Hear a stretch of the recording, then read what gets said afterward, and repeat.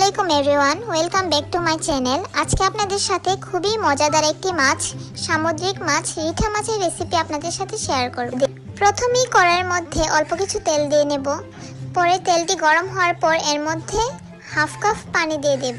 এরপর এর মধ্যে আমরা 2 চামচ পেঁয়াজ বাটা, 1 চামচ লবণ, 1 চামচ হলুদের গুঁড়া, 1 চামচ ধনিয়ার গুঁড়া ও 2 চামচ মরিচের গুঁড়া দিয়ে ভালো করে নেড়ে নেব।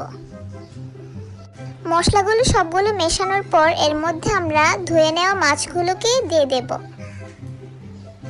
এরপর এর মধ্যে আবার হাফ কাপ পানি দিয়ে মাছগুলোকে মশলাগুলোর সাথে ভালো করে মিশিয়ে নেব। 10 মিনিট ঢাকনা দিয়ে ঢেকে দেওয়ার পর আমরা মাছগুলোতে সিদ্ধ করা আলুগুলোকে দিয়ে দেব।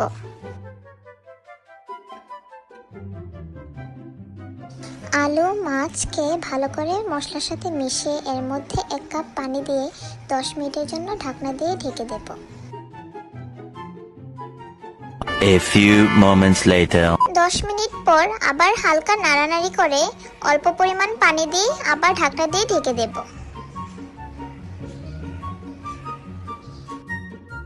10 মিনিট পর ঢাকনাটি সরিয়ে 4-5টি কাঁচামরিচ দিয়ে দেব। এই যে তৈরি হয়ে গেল আমাদের সুস্বাদু রিঠা মাছ। এরকম রেসিপির জন্য আমাদের চ্যানেলটিকে ফলো